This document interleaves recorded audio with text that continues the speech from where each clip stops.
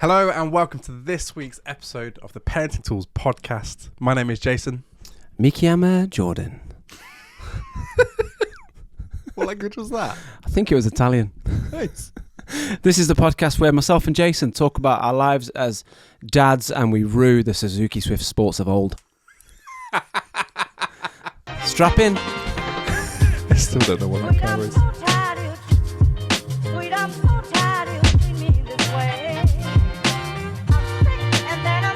So Jordan, how's the week been? Solid.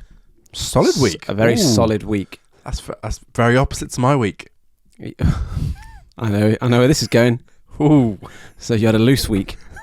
Very loose. Finish with your week first. Was good? Solid week? Solid week. That's what it is. I'll tell you what I'm not a fan of. I'm not a fan of the transition of children or toddlers or babies when they're sick becomes milky and manageable to just a human's vomit. Solid foods. It's the same with the other end of the business. Yeah, all of it. You're just handling another human's poo there. Yeah. So last week, my daughter ate something that did not agree with her. Was it a burrito? No, it was a chicken popper. A chicken popper? Chicken popper. Little spicy bit of chicken. She Nice. usually loves the chicken poppers. Something wrong with that one though, because as I later found out, in chunks on my bed. Oh, chicken chunks. So she's been waking up at around midnight still, coming into our bed. But sleeps fine when she does that. And this night, nope. She just sat right up next to my head and vommed. Next to your head? Mm-hmm. On your pillow? On the pillow, on the bed sheet, on the quilt. Oh. And we had a guest staying at our house. Mm. And what was the funniest moment was that I guess got up to use the bathroom in the night and all they were greeted with was an image of me in my pants changing a quilt and wrapping them all into a disgusting ball. It's the ball, isn't it, that entraps everything. And you got to hold it together because I'm not very good around sick. I'm not very good at all. Nor me. Just talking about it makes me feel like I'm going to go. I was always the same. If I saw sick, if I smelled sick, I would be sick. Yep. And so you got to hold it together to get the job done. And so then what do you do after that? Just you line it with a towel or the palaver's done with. Oh. And then you're just praying that it doesn't go again. Yeah. But it was rough. Thankfully, she didn't throw up at all other than that. But I'm just not a fan. No. Not a fan. Why can't it just stay milky and manageable? I don't think anyone is a fan. No. I don't think anyone's coming on and going, do you know what I love? You do. Picking up sick. You do hear people talk about the tactical vom. Like before a night out? Yeah. And like I could never understand that. Tactical chunder. Yeah. Could never get my head around that. I hate throwing up. I see. I don't. How do I word this? That doesn't make me sound weird. There are some times where I'm ill and I just want to be sick and get it over and done with. I understand where you're coming from. Like that was me, literally, this weekend. It's not that I want to be sick, but I think, right, let's just be sick, let's get it out of the way, and then I can move on.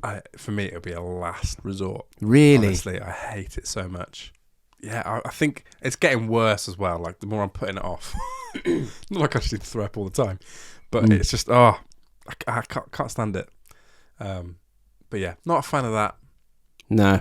I mean, it was a solid week in that respect because there were solids involved, but... Fair play. Two things come out of this for me. There were a lot of things that came out of that for Noah. The word popper. Now, in our family... You do a little pop. We do a little pop. Yeah. It's a little fart. Yeah. What's your word? What's your child? We use pop as well. Do you? Yeah, pop. Little popper. Little trump. Yeah. Proper Midlands, that. Trump. Yeah. The main is pop. Pop. That so that came from our oldest when he was quite young, doing one and going, I did a pop. We never said the word. Really? No. Wow. My wife, her family say pump. A pump? Yeah. I toyed with flatch for a while. That sounds grotesque. Well, a little flatch. Yeah, just did a little flatch. Oh, Oh, you just flatch? I'm glad you didn't use that. It's from flatulent. I know. So, It sounds worse. yeah, do a little flatch. But they didn't really, no one really caught on. Word just does not. So listeners, what is your child-friendly word for passing gas? Yeah. We like the double barrel. Pop, pop. Pop, pop. Yeah. Chicken popper. Chicken poppers, that's just whatever it is, the little brand of whatever. But they did not even do the pop, pop. They didn't even make it to that phase. No. Sorry for the descriptive nature of that introduction. Let's dive into some opening questions. So I must apologise. We didn't put the opening questions thing on social media this week. So as I was driving to Jason's house, which is where we are currently located, I asked my friends in the WhatsApp for some opening questions. And Mark, who was on the pod a few weeks ago, he said, how do you distract your toddler for shopping trips without screens or without giving them food? And I know you and Noah like a little trip to Aldi. We do. What are you doing to keep her occupied? I'm going to be honest, the last few weeks we have not braved it. Have you not? No. Is that because of the pop-pops? No, just because I haven't been able to answer this question. Really? Yeah. Wow. You're in the boat. I'm knee deep in the boat, sinking. So what have you got going on? Before I go on, it's getting so bad that we're at the point now where we are forgetting to do the weekly shop. Really? Yeah. Because usually I sort it out with Noah. Missed the moment though, and we get to the point where what are we having for dinner tonight? Oh, we got nothing nothing on the cards. Yep. I've been there. That's how me and my wife used to live normally. We just decide on the night. As a parent, you can't decide on the night. You can't decide on the night. We try, but we fail. I decided on the night yesterday. It did not go well. All we had was a slightly spicy curry, which did not go down well with the kids. You've got to be planned. And that is my downfall. But yeah, so we're just haven't been to Aldi in a while. 2 weeks to be precise. It's getting harder for us as well with the two of them. I imagine, yeah. Where our youngest doesn't like to sit in the trolley anymore. She wants to get up and walk around. And so with our oldest, he's 3.5. He's fine because he can keep pace with you. You can even say to him, "Will you go grab that for me?" You walk into Aldi, he does this little thing where the first aisle are his smoothies that we get him, and they're right at the other end of the aisle. So he just runs up, gets the smoothies, run back, throw them in the trolley, and he will do that quite a lot. So he'll grab that for me, he'll go get it. With our youngest, she's just too slow to let in the trolley, and she can't be of any help. Yeah. So you have to try and keep her in the pushchair, and she doesn't want to stay, not in the pushchair, in the trolley, but she doesn't want to stay in there. Yeah. And it's an absolute battle. It is hard though. Other than that, Mark, can't help you. All the best. During this week, we have a very special guest. Very special guest to you. And and to me. But even more so to you. Before we introduce our guest, can I tell you my dad joke? Oh, please do. How many paranoids does it take to change a light bulb? I don't know. Who wants to know? I'd love to welcome to the podcast my sister, Beki Nicholls. So welcome to the podcast, Beki Nicholls. Beki, it's great to have you with us. Thank you for coming on. Oh, thank you for having me. I am really excited to be here. When Jason asked me to be on, I was trying to be really cool. If you remember Jason, he's like, "Will you come on?" I was like, "Yeah, that's fine. That's fine." So I got off the phone. I was like, "I'm so excited." Oh, it's so good to have you. So for the listeners that don't know, Beki is my sister. So Beki, tell us a little bit about yourself. Who are you and what have you got? Well, I am Beki Nicholls. It's short for Rebecca. And I have got I've got 3 children, 2 boys, 1 girl. Do you want ages? Yeah. 8, nearly 8, and 4. I don't know why that took me so long. Considering the first 2 are quite close together, I was surprised that took you so long. Yeah, you said 8 and nearly 8, and I'll pick that up in a little bit.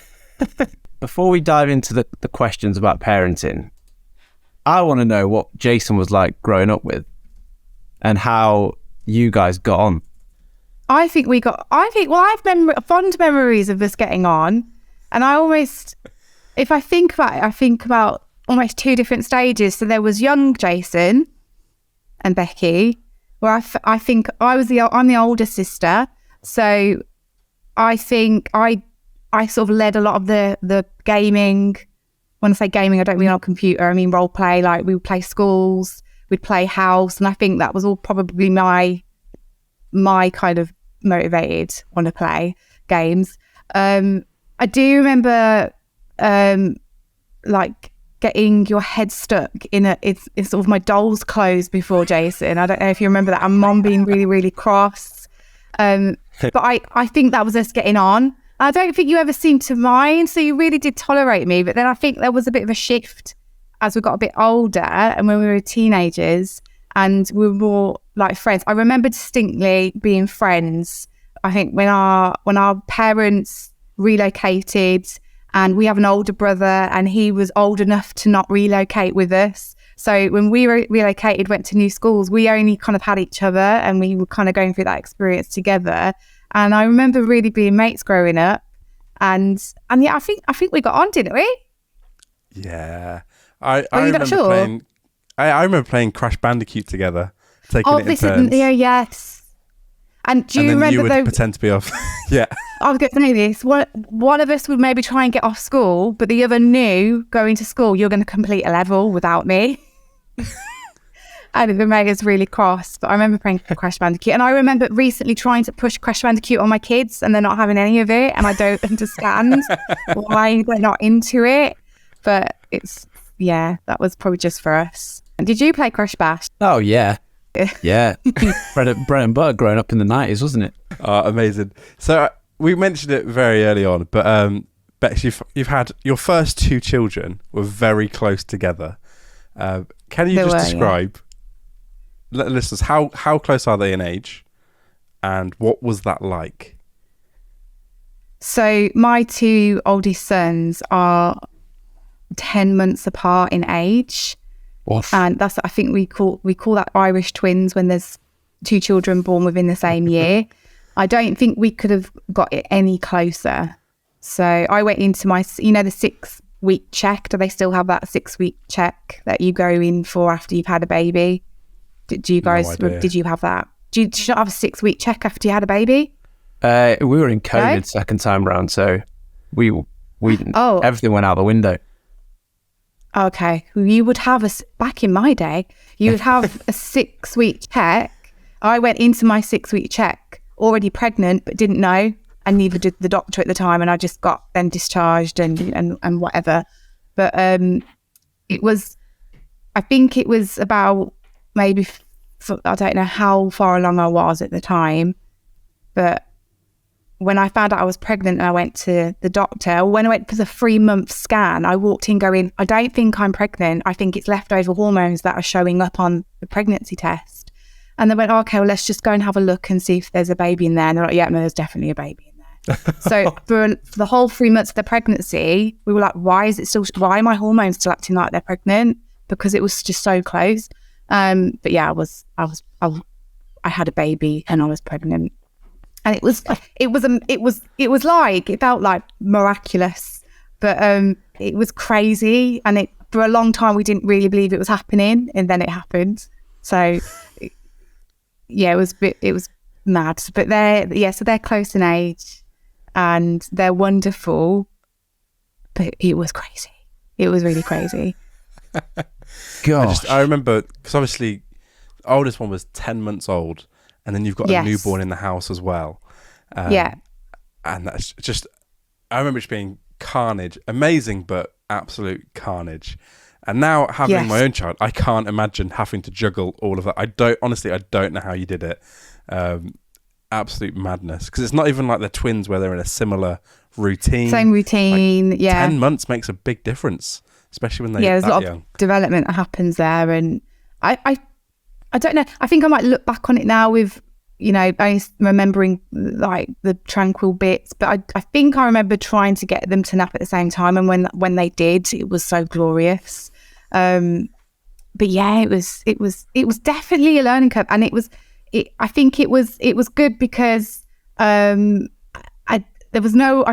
see anyone else that was doing it at the time or had done it. So it just felt like it was this, I could always shock people every now and then with, yes, they're both mine and both ours. So Yeah, it was cool. Oh, amazing. And what are they like character-wise? Are they very much the same? Are they different?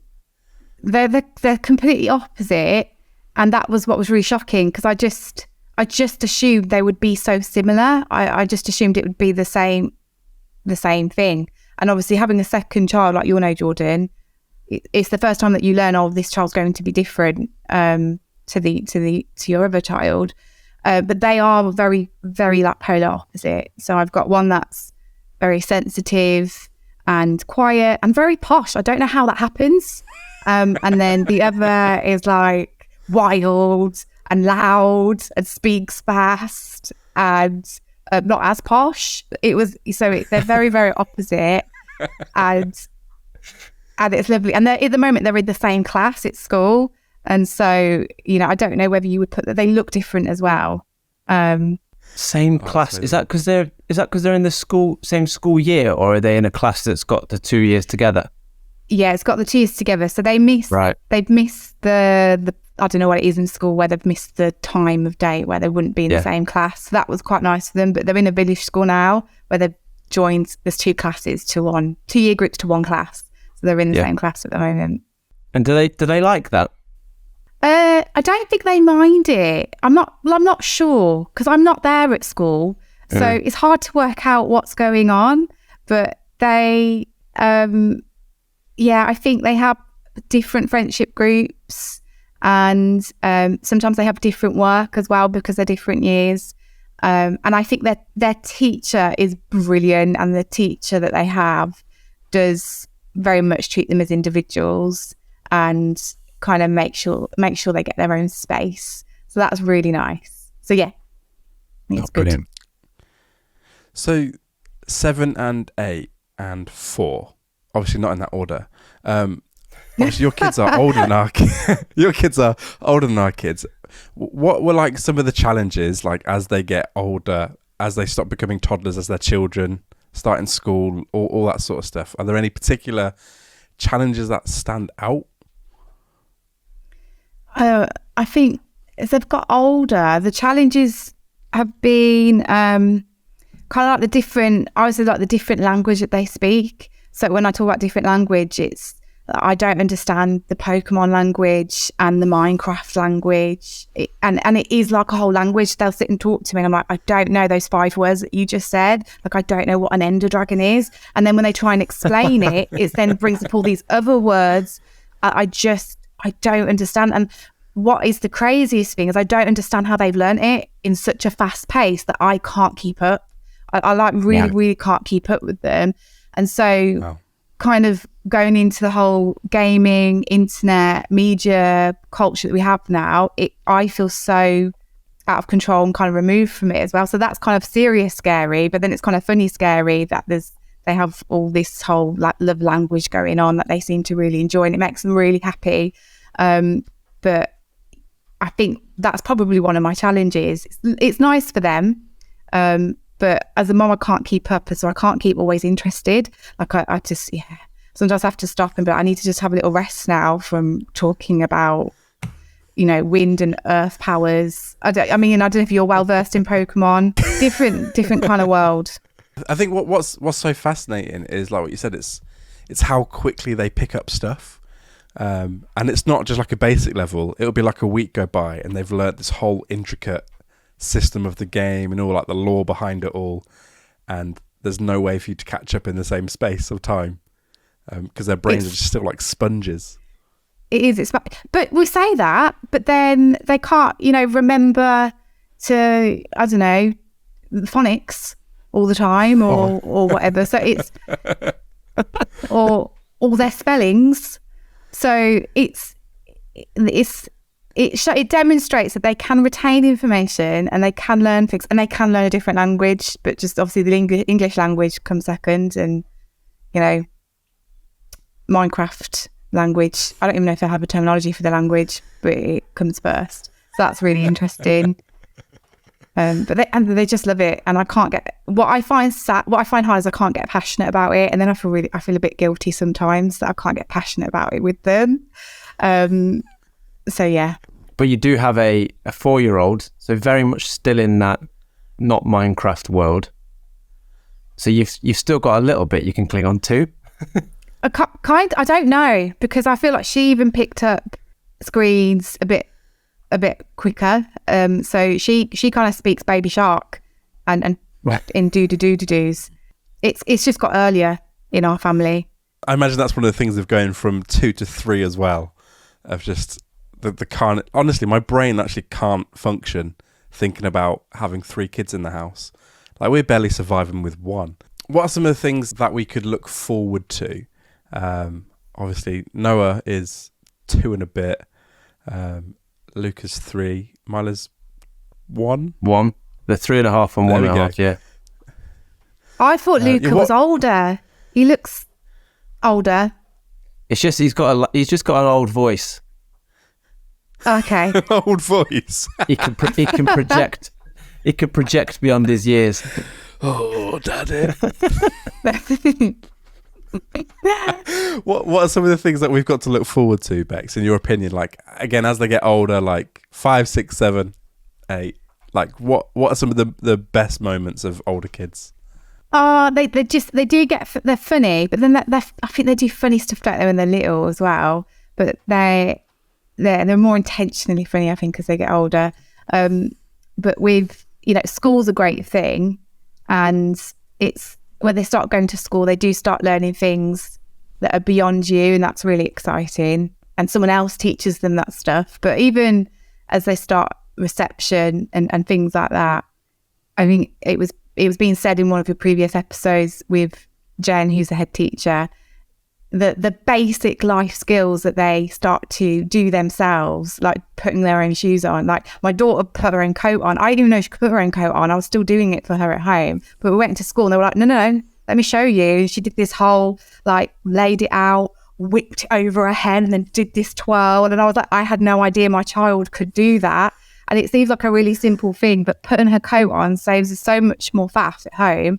And it is like a life-changing life skill that has really helped me out. And that's really exciting. But as they just get to do more stuff themselves, it's really thrilling. So they're things that I have found a really nice surprise, and things that I think others can look forward to with kids getting older. And stuff like that. So yeah, that's great. Becky, so one of the main reasons we asked you on today, not just for some family chat and to find out what Jace was like in 1999, but it's Autism Awareness. I think it's Autism Awareness Month. I've seen different things online where some people say it's a day, some people say it's a week, others say it's a month. So there's a lot of work around this time of year around autism awareness. Tell us a little bit about your journey and the path that you're on as a family.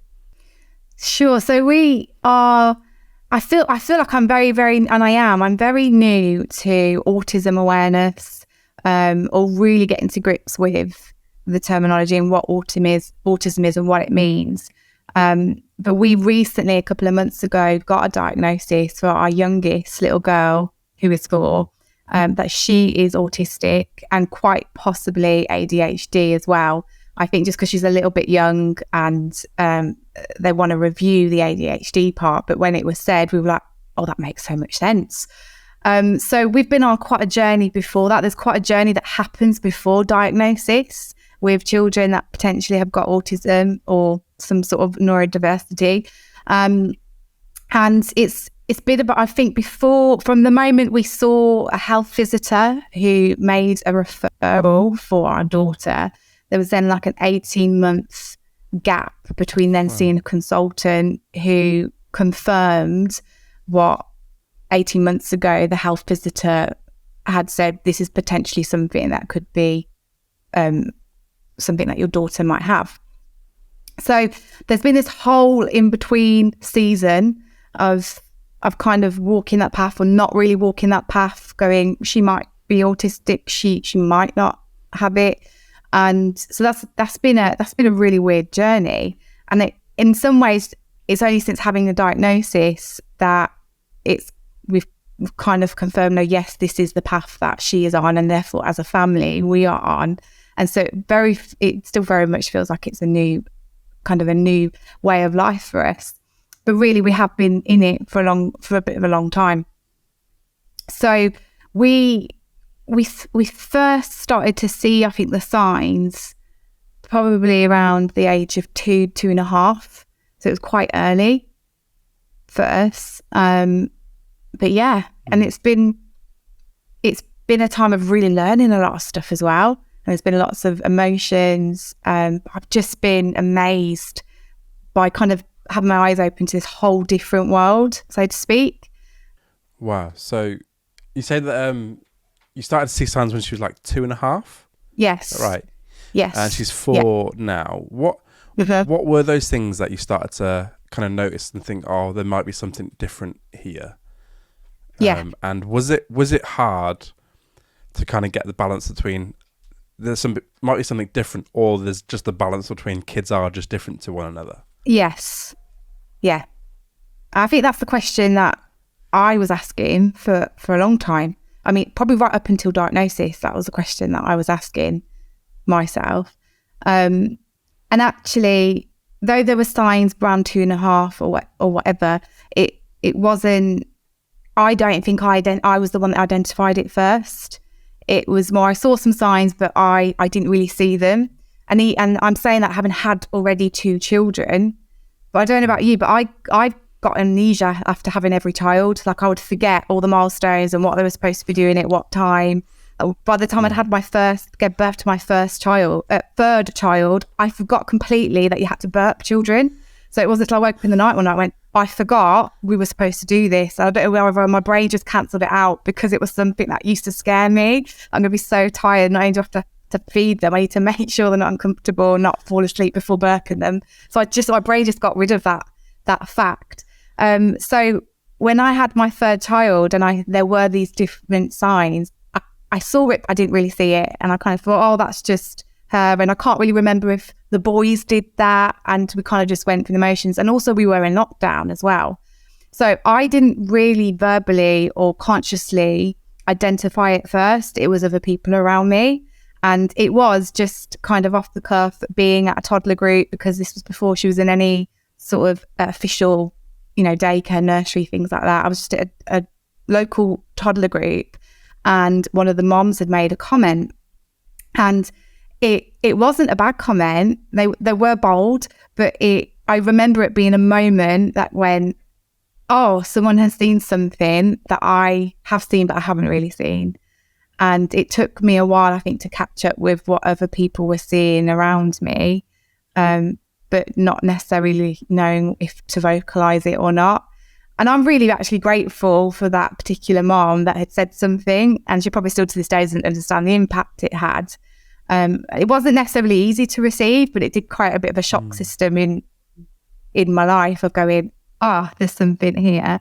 And it kind of woke me up. And then I can remember up to that point, actually, she stands on her tiptoes and she walks on her tiptoes, because now I realise it's because she has autism. Or she flaps her hands, and she flaps her hands an awful lot. But it just became something that I just thought was normal, and became almost blinded by.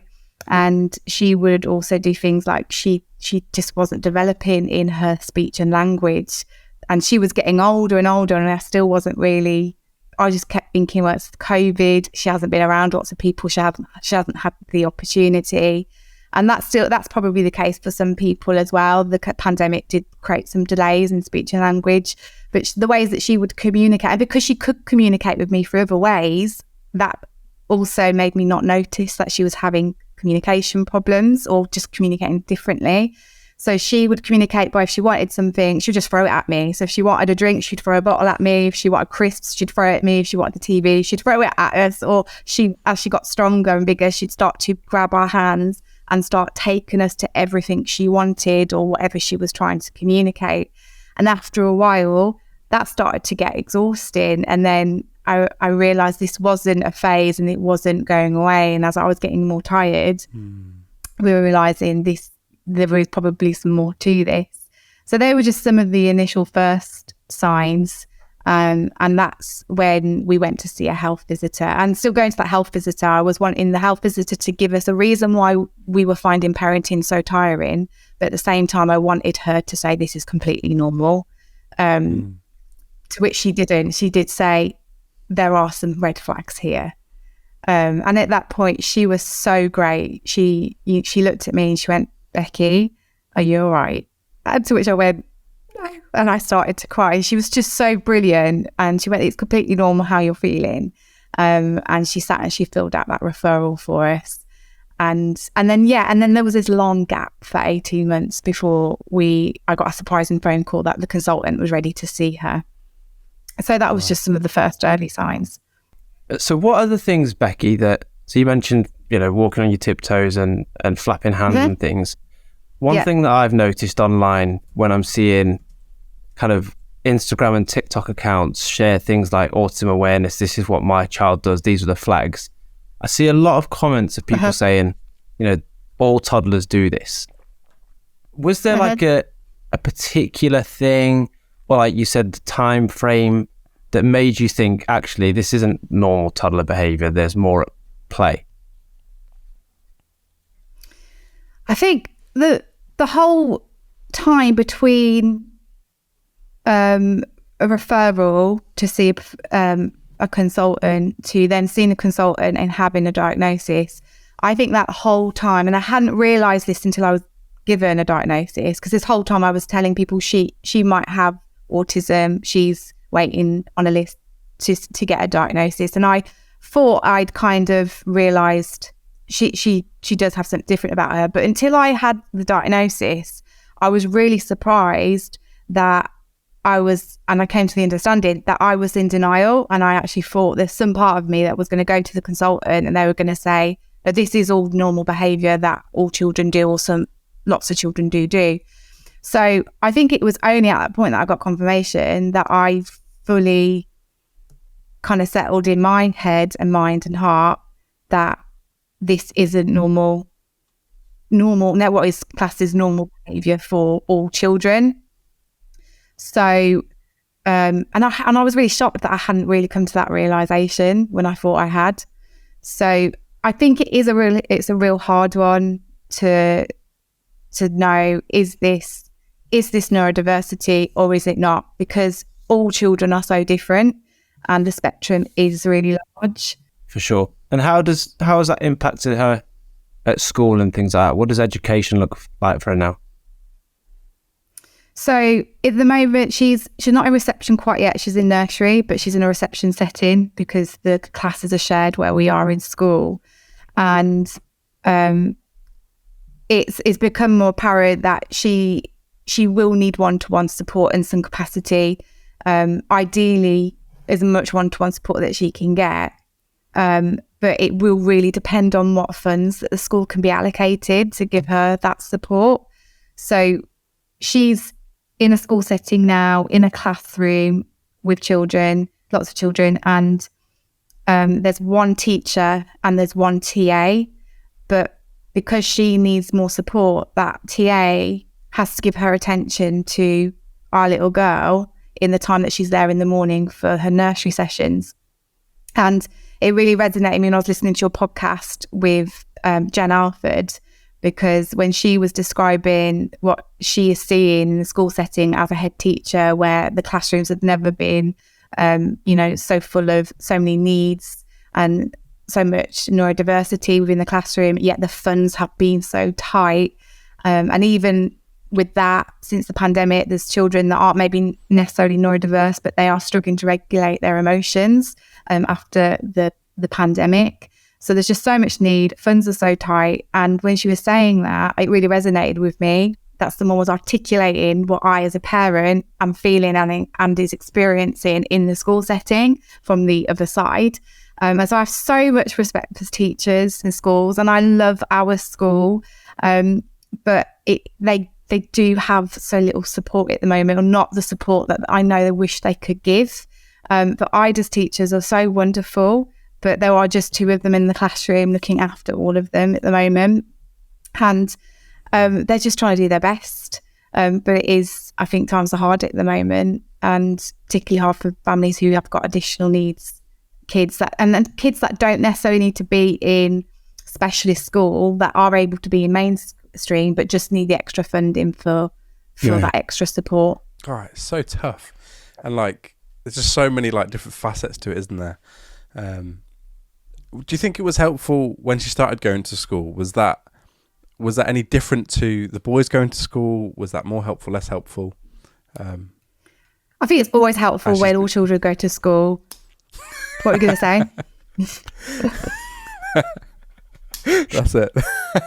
I've recently bought a new book about the highly sensitive child. Yeah. Because I've noticed that like Noah's quite sensitive in a lot of things. It's just she does very well with structure and routines. I know a lot of kids thrive in routines, but she is like to the max. She's very sensitive. So I like bought this book trying to figure out if there's like other stuff that we can learn and figure out how best to parent her, and see if there's anything else going on in her little brain or whatever. Because when she was born, we were kind of told a myriad of things that could be possibly wrong. So we're always on the lookout for those.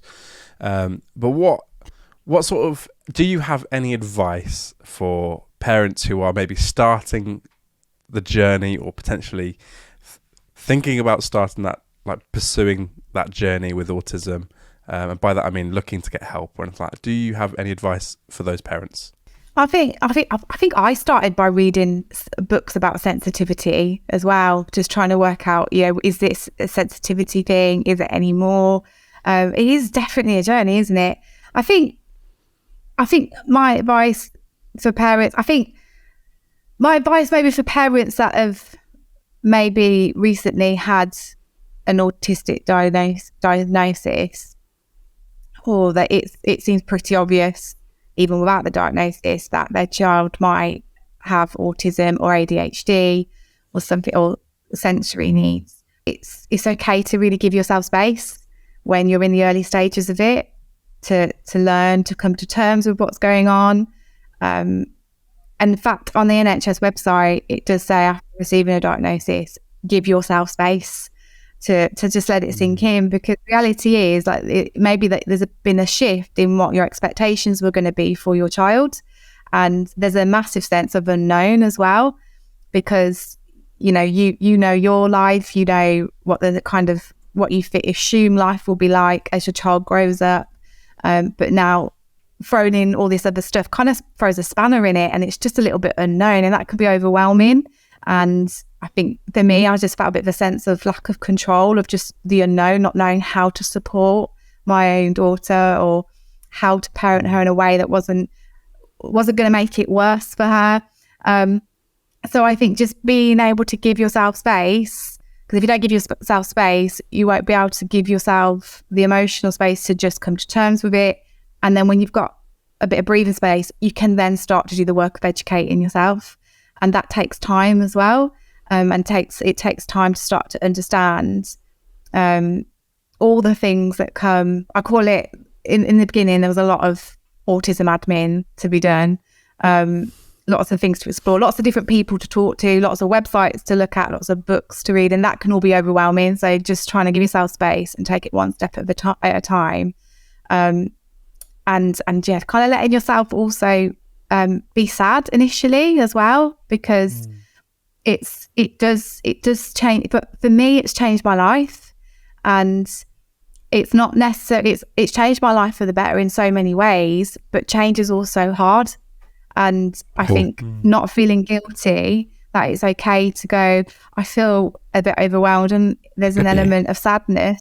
It isn't what I thought it was going to be, and there's an element of worry because you just don't know what the future holds.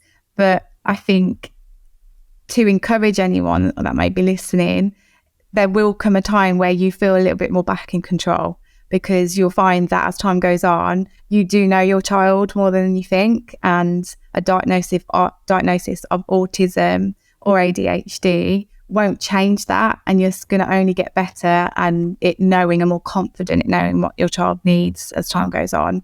So I think that would be my encouragement, really. No, that is great. What are your boys like with her, Beki? They're so good. The thing is, when you're in a family unit, when siblings, you're all going through it together. And I think I did forget sometimes that what I was going through, my kids were also going through, and they were noticing that she was different. And I remember recently my little boy coming home with his little Beavers challenge cards. I'm quite new to Beavers and Scouts and all of that, but he came home with this, they had a little challenge. On his challenge, he wrote, "My challenge is to teach my little sister how to talk and look after her." Oh. And I know, it was like, and that was at the point where I realised he's been going through this as well. And there was an element I could see of sadness in my two boys that they weren't being able to converse with their sister in the way that they had been able to do with each other. And playing with her is a little bit different. And I've watched them adapt. So they understand that she really enjoys being tickled. Like, she won't necessarily engage with role play and gaming in the same way as them, but she enjoys being tickled. She enjoys jumping for ages on the trampoline. And so they're understanding what it is that makes her happy, and they're understanding how they can meet the way that they can make her happy as well. And that's giving them a boost. And sometimes it does take a bit of a toll on them in terms of, we as a family, including the boys, we have to be on our A game with stuff. So I think partly to do with the ADHD that Ida might have, and Ida's the name of my daughter, actually, I don't know if I said that, but she isn't always aware of danger. So we've had to install like locks on lots of doors in the house, and the boys know. And I felt awful because I'm like, we have to put pressure on them, but it is a matter of Ida's safety. We all have to be on our A game, because we all open doors. Even if Mum locks doors, they might open them, but we've all got unlocked doors behind us when we've left rooms, because she's not little, so she can climb, she can reach things that she shouldn't be reaching. So we've had to go through a whole journey as a family of kind of Ida proofing the house. So she loves to eat toiletries. I think in the same way, she'd probably eat not toiletries. What's the other one the cleaning things? Wow. Cleaning things she would eat. So she's got an obsession with bubbles. So anything that makes any sort of bubbling effect, she will be all over it. We just can't have pens lying around, because everywhere you look, there will be. In fact, I had to relocate where we were going to do this call because there was lots of drawings on the wall. So the boys have had to come on that journey with not leaving stuff around, and I absolutely adore them that they've just taken it on. And because it could be really draining, can't it, in your head, because even as a parent with kids, you're like, did I shut the baby gate? Did I do this? Do you know what I mean? So it's kind of all those things that you would do as a parent with a toddler, but just it carries on in life. Those sorts of things that I can't leave things out that I would leave out for a toddler. I can't leave any medication around, or because you wouldn't with small children anyway. But it's kind of those things we just need to carry on. I think what I find incredible, like as you said, like the boys really not just care for her, but they really know her as well. And like they take a lot of effort to make sure that she's like happy and that she's playing well, and like you can just watch them, and like they'll be on the lookout for her as well, and like understanding her to such a deep level, which I find so fascinating. Like your boys are only 7 and 8 and they already have that deep understanding. I think that's incredible. Yeah, and sometimes when there's been 1 or 2 occasions where her teacher hasn't understood what she's saying, and so if the boys are in the playground, she'll call them over and just say, "Oh, do you know what she's saying or what she means?" And so I just adore them, and they adore her, and she adores them as well, and so that's really nice. So yeah, that is awesome. And as it is Autism Awareness week, Beki, or month, what are some like misconceptions that you've become more aware of, or how have your misconceptions changed as you've been educating yourself more on the subject? Oh, I think that's a good one. I don't think I even knew it was Autism Awareness Month, to be honest, until I think one of you had said. So that's great. But it's just a continuous learning journey, isn't it? And I think because there's been so many tabs open and I've got so many algorithms that post me autism ads and things like that, I probably missed that there was autism awareness, because it feels like it's been autism awareness year in our house. I mean, there's probably still misconceptions that I have, because I'm just still really young and we're still young on the diagnosis, journey. They do say when you've met one autistic child, you have met one autistic child. So maybe the assumption that, autistic children are all the same or not, like they are all very, very different. Even if there's an autistic child that's in a similar spectrum level, let's say, they're still going to be really different, because having autism doesn't cancel out that they have personalities. And so their personalities can have an impact on, how maybe their autism presents. So it's so vast and they can't all be lumped together, though we can learn from all the differences. So like when I've mentioned some of the things I noticed in Ida, it might resonate in some of the parents and go, oh, actually, my child does that, and that's similar. And they're helpful similarities, but at the end of the day, they are all different. You meet one autistic child and then they could be really different to another. So I guess that's one of the misconceptions. I think recently sometimes there's a lot of imagery, flamboyant imagery around autism. Like we see lots of colour, which is really fantastic around, autism and their logos and things like that. And there's colour runs right now, I think, it must be with the fundraising for autism charities. But some autistic children, that's actually quite overwhelming, lots of colour and lots of, I think there was like an odd sock day or something recently at school, which was probably celebrating awareness for special needs. Whereas Ida wouldn't wear odd socks. She's very she's very matchy, and she like older as well. And I think, and then like kind of some simplicities. So I think maybe the misconception that all like autistic children are all quite bright and stand out. They don't always stand out, and sometimes like lots of colours. I think actually that's how I probably would have, in my head when you said autism maybe 2-3 years ago, I would have thought of lots of colours, lots of shiny things, lots of like sensory things, when actually that could be the complete opposite imagery for some children that have autism. So I think that's looking at what I thought, or the illustration I would have put with an autistic child before kind of going through this experience myself. That's awesome. That's broken down a misconception for me as well, because I think the same.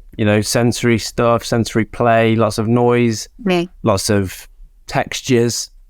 But yeah, to know that your daughter's the opposite that's eye-opening to me. Yeah, and so where with her senses, she doesn't like a lot of, she's sensitive when it comes to hearing, but then when like with the bubbles, but she can't get enough sensory with things like texture and taste, and that's why she puts them in her mouth and things like that. So where there's one sense she gets quite anxious with, like sometimes she just get anxious with the noise of the shower, or hand dryers when you're in a public toilet. Like we'd have to run out if there's someone that puts their hands under a dryer, because she'd get quite like sort of anxious about it. So like I said, it's a lot to kind of learn, and again, it's unique to them. So yeah. Bex, I love it when you post little updates on Instagram, just of Ida and things that you're learning. I absolutely love it. Thank you so much for coming on the podcast. I really enjoyed having me listening, and being able to just watch as well the journey that the little family's going on. It's very emotional at times, but you're absolutely smashing it, and I think I really enjoyed that. Thank you. Thank you. And you're both smashing this podcast. I love listening to the podcast. I listen to it when I go for my run/jog. Jog when I mean run. And there's so many times that I'm just like, it goes silent in my ears, because I realise now what's happening. It will be because Jordan's cracked a joke and Jason is trying to reach and find his laugh somewhere, or you've got It's like, you know, when a baby's about to erupt in a big scream, like you see it and you know, oh, we've got a few seconds to prepare ourselves because there's going to be an eruption. It's like that, but the opposite with laughter when I'm listening to the podcast. But it's really, really good. I really enjoy it. So thank you for doing what you're doing. Oh, that's very kind. Thank you. Oh, well, I hope you enjoyed listening to Becky there as much as we did. That is it for today's episode. But if you're a fan of the podcast, if you'd like to support us, why not leave us a little review and rating on Apple Podcasts or Spotify, or send us a message on TikTok and Instagram at Parenting Tools Pod. Other than that, see you next week.